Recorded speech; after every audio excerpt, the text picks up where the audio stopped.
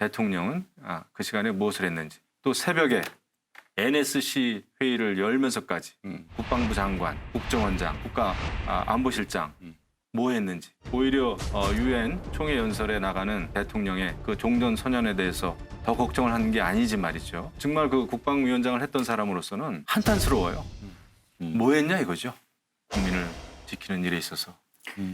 그 부분에 대해서 이제 국민의힘 소속 국방위 관사를 맡고 있는 삼선 국회의원 한기호 의원이요. 그 6시간 10분 동안 우리 군은 계속해서 정보 수집을 했을 것이다. 당시에는 월북 의사를 밝힌 사람을 북한이 죽일 것이라고 생각하지 않았기 때문이고 일반적 귀순하러 온 사람을 죽이겠냐고 국방부도 생각했을 것이다. 국방부의 보고 내용을 보면 월북이라고 판단할 수 있는 정황이 선명하다.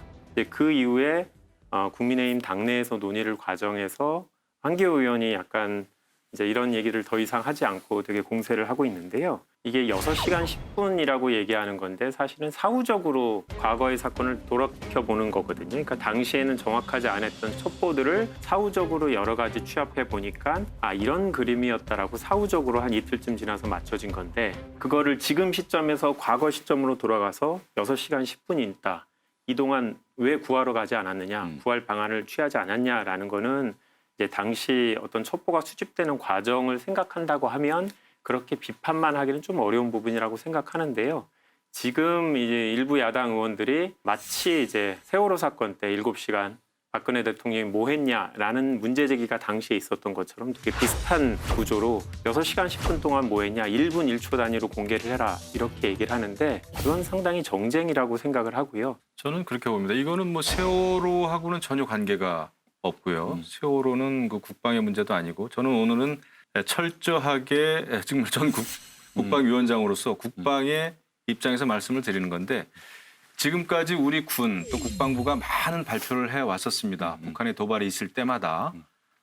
그런데 이번의 경우에 제가 지금 가지고 있습니다마는 이 합참의 작전본부장이 발표한 이 발표문, 입장문을 보면 아주 확신에 차 있습니다. 우리 군은 다양한 첩보를 정밀 분석한 결과 분석이 끝난 거죠. 북한이 북측 해역에서 발견된 우리 국민에 대해 총격을 가하고 시신을 불태우는 만행을 저질렀음을 확인하였습니다. 이렇게 돼 있습니다. 그리고 그 뒤에 뭐라고 돼 있습니까? 우리 군은 북한의 이러한 만행을 강력히 규탄하고 이에 대한 북한의 해명과 책임자 처벌을 강력히 촉구한다. 군이 이 정도까지 발표했을 정도는 단순한 첩보를 퍼즐 맞추게 한 정도가 아니라 실시간으로 다 들은 거죠. 실시간으로 들은 겁니다. 그리고 저도 이제 정보 보고를 많이 받아본 경험이 있지 않습니까? 네. 저는 이거 발표하는 거 보고 제가 깜짝 놀랐다니까요. 야, 우리 군이 이렇게 속속들이 자세하게 알고 있었고 이것을 또 이렇게 발표를 하는구나. 그러면 그동안에 그 6시간 10분 동안 우리 군은 뭐 했지? 저는 이 생각을 먼저 했거든요. 지금 말씀하신 국방부 발표는 24일 날 있었던 거고요. 사건이 일어나고 나서 이틀이 지나고 나서 있었던 거고요. 그 전에 있었던 수많은 첩보들을 꿰어 맞춘 거죠.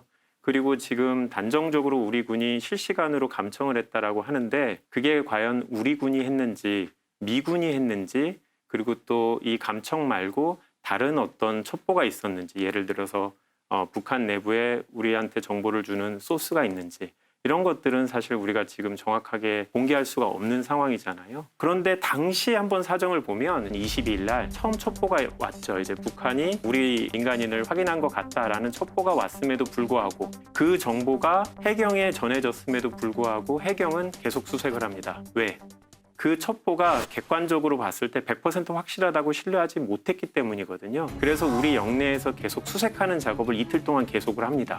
왜? 아직은 첩보 단계이기 때문에. 국방위원장이니까 잘 아시겠지만 군대 내에서 첩보하고 정보는 명확하게 구분됩니다. 첩보라는 거는 여러 가지 소스로 단편적으로 약간 점 같은 이제 파편화된 것들이라고 할 수 있는데 그것들 꿰어 맞추는 게 이제 정보인 거고 사후적으로 지금 판단해 보면 그 첩보가 옳았네.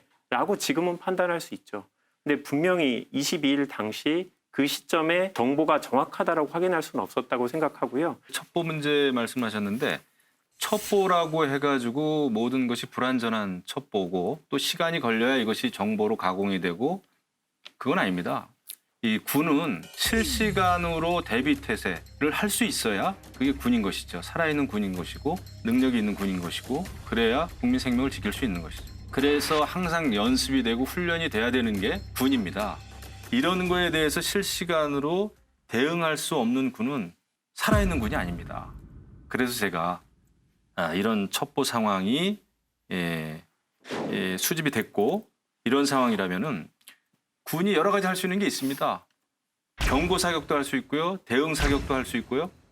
그다음에 북한하고의 그 군 한 라인이 안 될 때는 민간인 상선 통신 같은 걸 통해서 북한이 알 수도 있어요. 6시간 10분 아닙니까? 6시간 10분이라는 시간은 무지무지하게 긴 시간입니다. 근데 이런 상황에서 아무런 작전이 없었다는 거, 군 최고 통수권자로부터 그 서해 앞바다에 있는 우리 군 또 해경까지 아무런 조치를 못하고 감청만 했다는 건 문제가 있습니다.